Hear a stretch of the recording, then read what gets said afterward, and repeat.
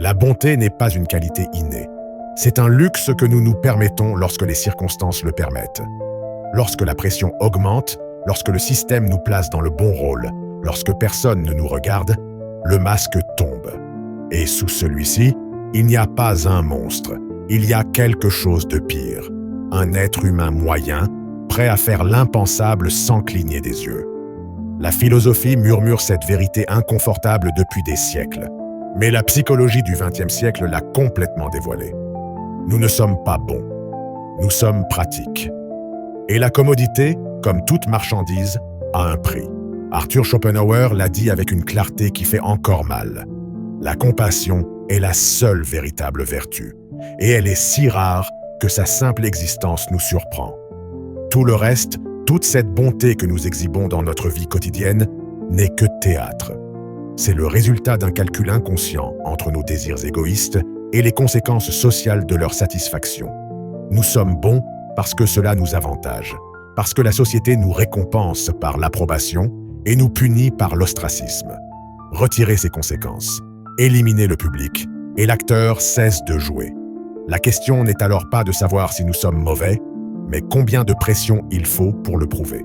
En août 1971, un groupe d'étudiants universitaires est arrivé au sous-sol du département de psychologie de Stanford pour participer à ce qu'ils croyaient être une simple étude sur la vie en prison. La moitié a été assignée aléatoirement comme gardien, l'autre moitié comme prisonnier.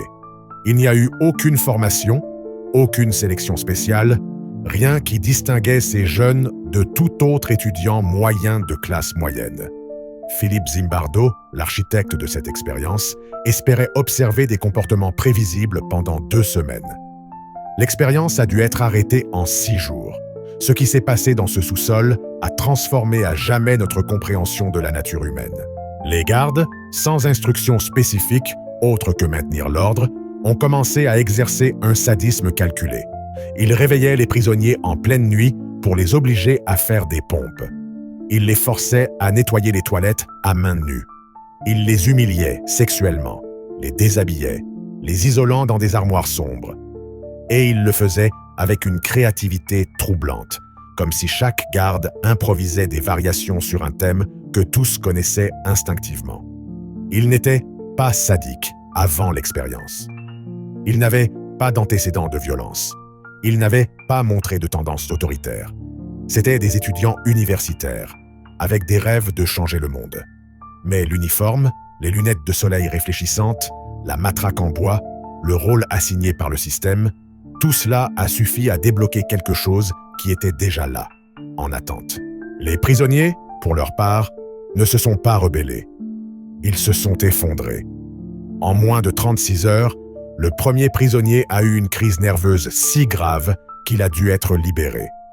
D'autres ont développé des éruptions psychosomatiques, pleuraient de manière incontrôlable, obéissaient sans remettre en question les ordres les plus dégradants. Le pouvoir n'a pas seulement corrompu les gardiens, il a dépouillé d'humanité les prisonniers. Et c'est là que la leçon devient terrifiante. Personne dans ce sous-sol n'était spécial. Tous étaient interchangeables. Le mal n'est pas venu avec eux. Ils l'ont trouvé dans la structure, dans le système qui les a placés dans ces rôles et leur a donné une permission implicite d'agir en conséquence. Zimbardo a appelé cela le pouvoir de la situation, mais c'est un euphémisme académique. Ce qu'il a réellement découvert, c'est que la méchanceté est démocratique. N'importe qui peut y accéder si les conditions sont réunies. Cette découverte n'était pas un accident isolé.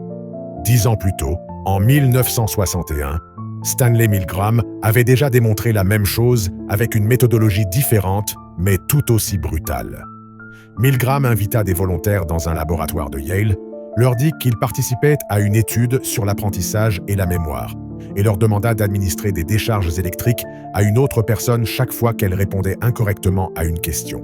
Les décharges commençaient à 15 volts et augmentaient par incrément de 15 volts jusqu'à atteindre 4500 volts, un niveau marqué sur le panneau de contrôle comme dangereusement létal.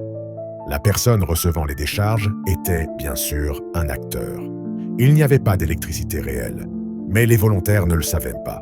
Milgram a prédit qu'une petite fraction des participants, peut-être 1 ou 2%, irait jusqu'au bout. Les psychiatres qu'il a consultés étaient d'accord. Seul un psychopathe administrerait une décharge mortelle à un étranger innocent, simplement parce qu'une personne en blouse blanche le lui aurait demandé. Mais 65% des participants ont atteint 45 volts.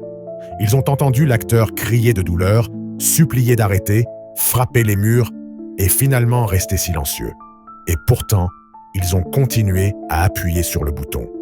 Ils transpiraient, tremblaient, protestaient verbalement, mais obéissaient. Parce que l'expérimentateur, une figure d'autorité vêtue d'une blouse de laboratoire, leur disait calmement que l'expérience nécessitait qu'ils continuent. C'était toute la justification dont ils avaient besoin. Un ordre de quelqu'un avec une autorité perçue. Milgram a modifié l'expérience de plusieurs manières. Lorsque l'expérimentateur quittait la pièce et donnait des ordres par téléphone, l'obéissance chutait considérablement. Lorsque le volontaire devait tenir physiquement la main de la victime contre une plaque électrique, l'obéissance diminuait, mais 30% le faisaient encore.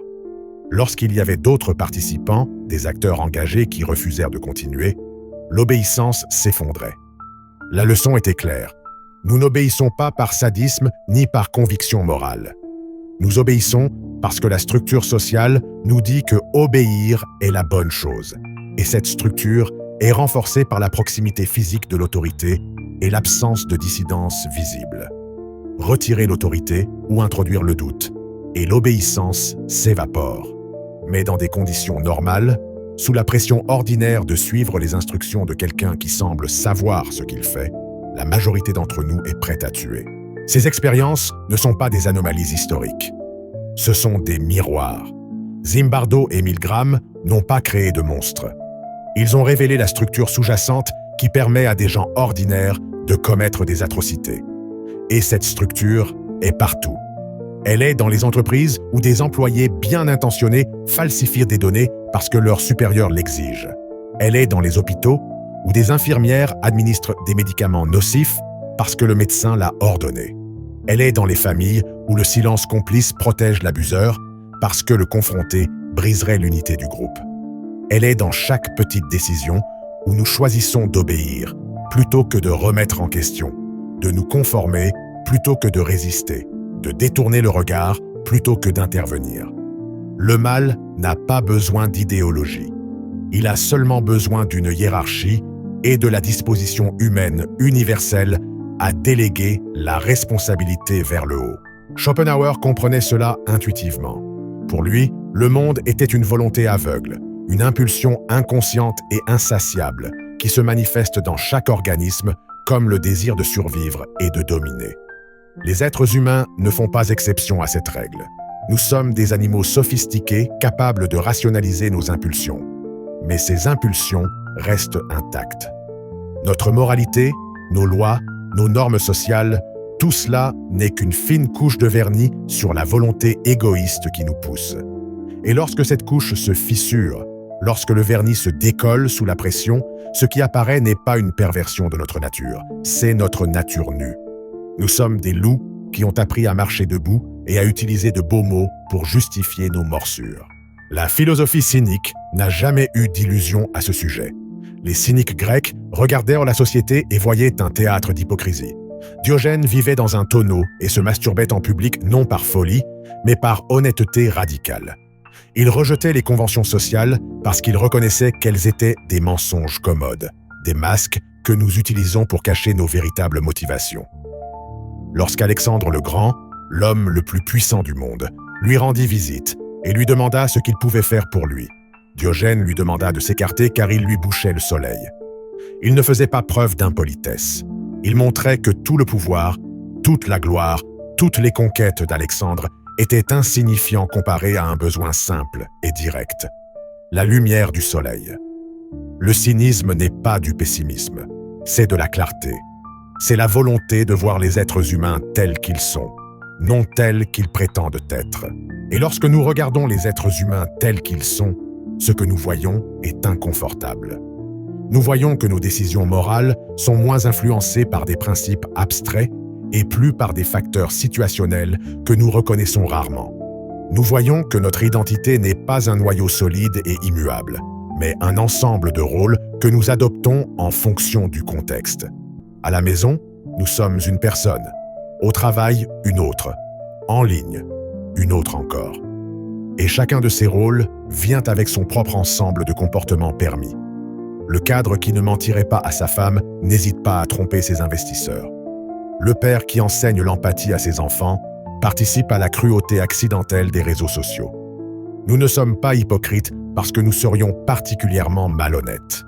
Nous sommes hypocrites parce que l'hypocrisie est la condition humaine par défaut.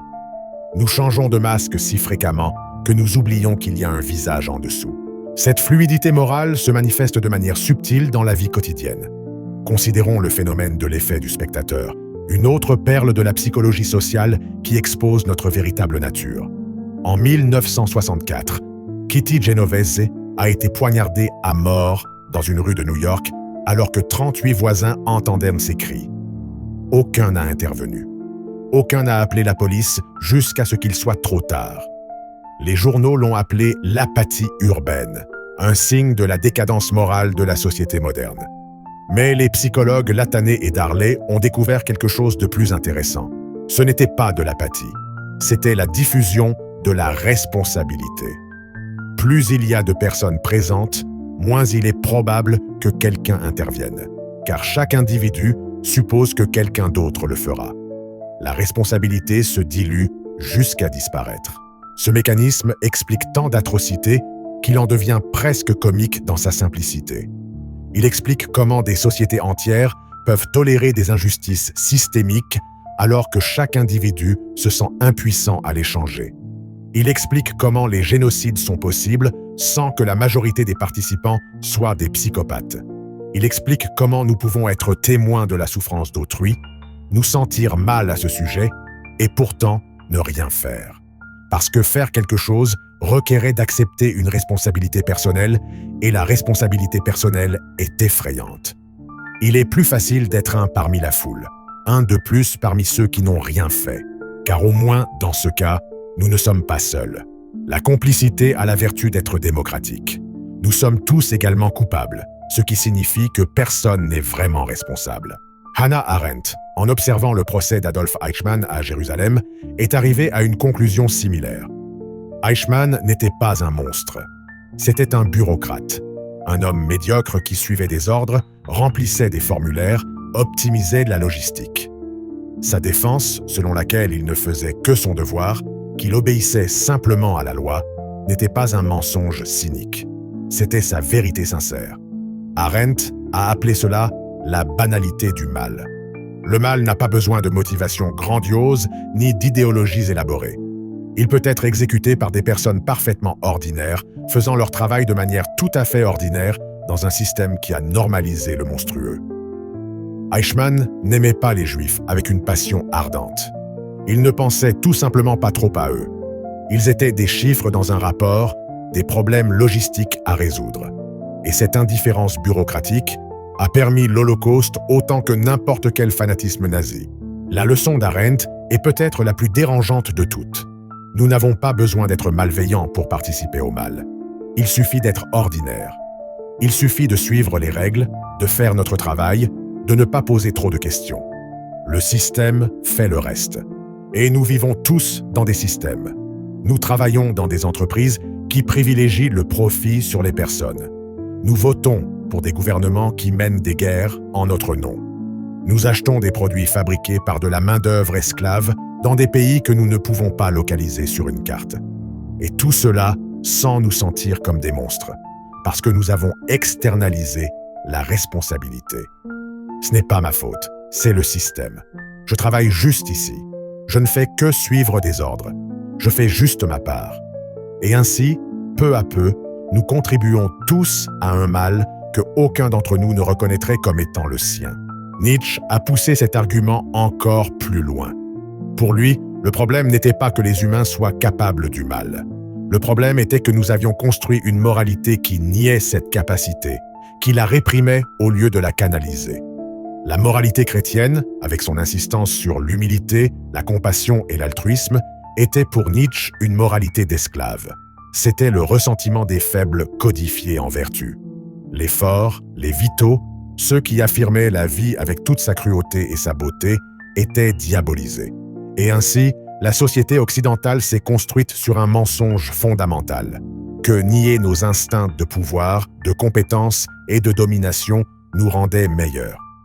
Mais ces instincts ne disparaissent pas. Ils se tordent, se déforment, émergent sous des formes pathologiques. Le sadisme du garde à Stanford, l'obéissance létale dans l'expérience de Milgram, l'indifférence bureaucratique d'Eichmann, tout cela est la volonté de puissance réprimée et déformée jusqu'à devenir monstrueuse. Nietzsche n'aboguait pas pour le sadisme ou la cruauté gratuite. Il prônait l'honnêteté. Reconnaître que le pouvoir fait partie de la condition humaine, que la compétition est inévitable, que la hiérarchie est naturelle, et que nier ces réalités ne les élimine pas, mais les rend plus dangereuses. Parce que lorsque nous réprimons notre volonté de puissance sous des couches de moralité conventionnelle, nous ne la détruisons pas, nous la déplaçons. Elle devient la cruauté passive, agressive de celui qui se considère moralement supérieur. Elle devient le sadisme voilé de l'altruiste qui aide pour se sentir nécessaire. Elle devient la violence systémique des sociétés qui se proclament civilisées tout en maintenant des hiérarchies brutales. La répression ne produit pas la sainteté. Elle produit une névrose collective. Et peut-être que c'est là le véritable horreur. Pas que nous soyons capables du mal, mais que nous dépensons tant d'efforts à le nier. Nous construisons des récits élaborés sur notre bonté essentielle. Nous nous disons que des expériences comme celle de Stanford et de Milgram sont des anomalies, que nous serions différents, que nous ne tomberions jamais dans ces pièges. Mais les preuves suggèrent le contraire. Elles indiquent que la majorité d'entre nous, sous la bonne pression, dans le bon système, avec la bonne justification, ferions exactement ce que ces participants ont fait. Et ce n'est pas parce que nous sommes maléfiques, mais parce que nous sommes humains. Parce que notre moralité est contextuelle, nos principes sont flexibles, notre identité est fluide. Nous sommes des créatures de nos circonstances, bien plus que nous aimerions l'admettre. La psychologie sociale du XXe siècle n'a rien découvert que les philosophes ne soupçonnaient depuis des millénaires. Schopenhauer savait que nous étions une volonté aveugle déguisée en rationalité. Les cyniques savaient que nous étions des hypocrites sophistiqués. Nietzsche savait que notre moralité était un mensonge que nous nous racontions pour mieux dormir. Ce que Zimbardo, Milgram et Arendt ont fait, c'est le démontrer empiriquement. Ils ont pris les intuitions philosophiques et les ont traduites en données. Et les données sont sans équivoque. La ligne entre le bien et le mal ne sépare pas les bons des mauvais.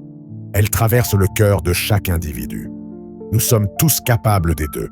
Et celui qui prédomine dépend moins de qui nous sommes et plus de où nous sommes. Ce n'est pas une excuse. C'est un diagnostic. Reconnaître notre capacité au mal ne nous libère pas de la responsabilité. Cela nous confronte à elle. Parce que si nous sommes tous capables de devenir des gardiens cruels ou des administrateurs obéissants de la douleur, alors nous avons tous la responsabilité de surveiller nos circonstances, de remettre en question les systèmes auxquels nous participons, de résister à la pression sociale qui nous pousse vers la complicité. Nous ne pouvons pas contrôler notre nature, mais nous pouvons contrôler les structures qui amplifient ou atténuent nos pires tendances. Nous pouvons rejeter la diffusion de la responsabilité et accepter que nos actions individuelles comptent, même lorsque nous avons l'impression que ce n'est pas le cas. Nous pouvons refuser d'obéir à des ordres injustes, même lorsque désobéir a des conséquences. Nous pouvons briser le silence, même lorsque tous les autres restent silencieux. Mais cela nécessite quelque chose que la plupart d'entre nous ne possèdent pas, le courage moral. Et le courage moral est rare parce qu'il est coûteux. Le garde de Stanford, qui refuserait d'être cruel, risquerait l'ostracisme de ses collègues. Le participant de Milgram, qui défierait l'expérimentateur, devrait supporter l'inconfort social de la désobéissance. Le citoyen qui confronte une injustice systémique risque son emploi, sa réputation, sa sécurité. Le courage moral signifie être prêt à payer ses coûts. Et la plupart d'entre nous, évalués honnêtement, ne le faisons pas. Nous préférons le confort de la complicité. Nous préférons dire que nous ne savions pas, que nous ne faisions que suivre des ordres, que ce n'était pas notre problème. Nous préférons le mensonge rassurant, selon lequel nous sommes bons à la vérité inconfortable, selon laquelle nous sommes lâches et pratiques. Et c'est là que la philosophie cynique montre sa véritable valeur. Elle n'offre pas de consolation. Elle ne promet pas de rédemption. Elle ne suggère pas que reconnaître notre nature sombre nous rendra meilleurs. Elle insiste simplement pour que nous regardions sans cligner des yeux. Que nous mettions de côté les illusions réconfortantes et que nous voyions l'humanité telle qu'elle est, capable d'une beauté extraordinaire et d'une cruauté extraordinaire, souvent en même temps, souvent par les mêmes personnes. Cette clarté n'est pas du nihilisme. C'est la première étape vers quelque chose qui ressemble à la sagesse. Parce que ce n'est que lorsque nous acceptons notre capacité au mal que nous pouvons commencer à prendre au sérieux la tâche de l'éviter. Ce n'est que lorsque nous reconnaissons que nous ne sommes pas intrinsèquement bons que nous pouvons construire des systèmes qui nous empêchent d'être mauvais. Les expériences de Stanford et de Milgram ont une dernière leçon qui est souvent négligée. Tous les participants n'ont pas obéi. Tous les gardes n'ont pas été cruels.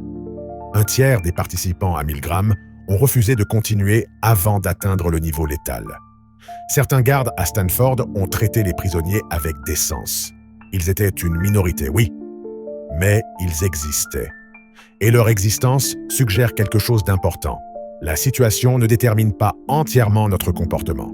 Elle exerce une influence puissante, crée des pressions presque irrésistibles, mais n'élimine pas complètement notre capacité de choix. Même dans les pires circonstances, même sous la pression la plus intense, certains individus trouvent la force de résister. Pas beaucoup, mais certains. Qu'est-ce qui différenciait ces individus? Zimbardo et Milgram cherchaient des schémas. Étaient-ils plus religieux, plus éduqués, plus empathiques? Les résultats furent décevamment ambigus. Il n'y avait pas de profil clair du résistant. Certains facteurs aidaient, comme l'éducation à la pensée critique, une exposition préalable à des situations de dissidence, une forte identité morale indépendante de l'approbation sociale, mais aucun n'était déterminant. Ce qui est devenu clair, c'est que la résistance n'était pas une caractéristique innée. C'était une compétence qui pouvait être cultivée. Et la meilleure façon de la cultiver était de la pratiquer dans des situations à faible risque, afin que lorsque le moment critique arriverait, la résistance devienne une habitude plutôt qu'une décision héroïque. Cela a des implications pratiques. Cela signifie qu'à chaque fois que nous remettons en question un ordre injuste au travail, à chaque fois que nous refusons de participer à des commérages cruels, à chaque fois que nous intervenons lorsque nous voyons quelque chose de mal, nous construisons le muscle moral dont nous pourrions avoir besoin dans une situation plus grave. La résistance est comme toute autre compétence. Elle s'améliore avec la pratique. Et la plupart d'entre nous ne la pratiquons jamais. Nous passons notre vie à choisir la commodité plutôt que le courage dans 1000 petites décisions. Puis nous nous demandons pourquoi nous nous sentons impuissants face à des injustices plus grandes. Le garde cruel de Stanford ne s'est pas réveillé un jour en décidant d'être sadique. Il y est arrivé à travers 1000 petites décisions de suivre le courant, de ne pas faire de vagues, de privilégier sa commodité sur sa conscience. Schopenhauer dirait que tout cela est inévitable, que nous sommes une volonté aveugle entraînée par des forces que nous ne contrôlons pas. Et il y a une vérité là-dedans. Mais il y a une différence entre être entraîné inconsciemment et être entraîné à visage découvert. La philosophie ne peut pas changer notre nature, mais elle peut nous en donner conscience. Et cette conscience, aussi limitée soit-elle, est la seule chose qui se dresse entre l'humanité ordinaire et l'atrocité ordinaire. Ce n'est pas beaucoup, mais c'est tout ce que nous avons. Acronyme. Le côté obscur n'est pas une aberration. C'est la configuration par défaut. La bonté, la compassion, la résistance morale, ce sont les exceptions qui nécessitent un effort constant. Et cet effort est exhaustif. C'est pourquoi nous échouons si souvent. C'est pourquoi les expériences de Stanford et de Milgram se reproduisent de manière informelle tous les jours dans les bureaux, écoles, familles et gouvernements du monde entier. C'est pourquoi les atrocités historiques ne sont jamais seulement une chose du passé. Les mêmes mécanismes qui ont permis l'Holocauste, qui ont permis l'esclavage, qui ont permis chaque génocide et chaque nettoyage ethnique, sont vivants et fonctionnent en ce moment même. Ils attendent simplement les conditions appropriées pour se réactiver.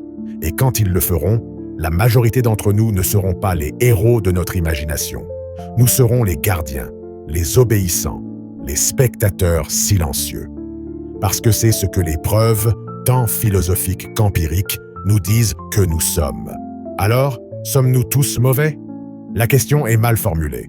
Nous ne sommes ni tous mauvais, ni tout bons. Nous sommes tous capables. Et cette capacité ne fait pas de distinction. Elle est répartie démocratiquement à travers toute l'espèce. Le PDG et le chômeur, le saint et le criminel, l'éduqué et l'ignorant, nous portons tous le même potentiel pour la cruauté et la compassion. Ce qui varie, ce n'est pas le potentiel, mais les circonstances qui l'activent et les décisions que nous prenons lorsque celui-ci est activé. Et ces décisions, aussi difficiles soient-elles, sont la seule chose qui compte finalement. Parce que nous ne pouvons pas changer ce que nous sommes, mais nous pouvons peut-être choisir ce que nous faisons avec cela. La philosophie sombre ne promet pas d'espoir facile. Elle ne promet pas que reconnaître notre nature nous transformera en de meilleures personnes. Mais elle offre quelque chose de plus précieux, la clarté. La clarté de voir le monde sans illusions réconfortantes. La clarté de comprendre que la moralité n'est pas une destination garantie, mais un projet perpétuel. La clarté de savoir que chaque acte de bonté est un acte de résistance contre notre configuration par défaut. Et cette clarté, aussi brutale soit-elle, est le seul fondement solide sur lequel construire quoi que ce soit qui en vaille la peine. Le miroir est devant toi maintenant. Et la question n'est pas si tu es capable du mal. La réponse à cela, tu la connais déjà.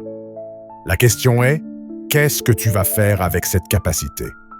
Vas-tu continuer à dire que tu serais différent, que tu n'obéirais jamais à des ordres injustes, que tu resterais jamais silencieux face à l'injustice?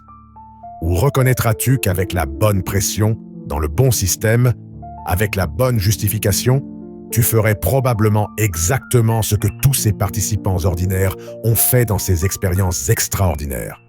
Et si tu reconnais cela, si tu acceptes cette vérité inconfortable sur ta propre nature, qu'est-ce que tu changeras dans ta vie dès maintenant pour construire le muscle moral dont tu pourrais avoir besoin plus tard? Parce que le côté obscur n'est pas là-bas dehors. Il est ici. Il est en toi. Et la seule question qui compte est: que feras-tu lorsque les circonstances t'inviteront enfin à le découvrir?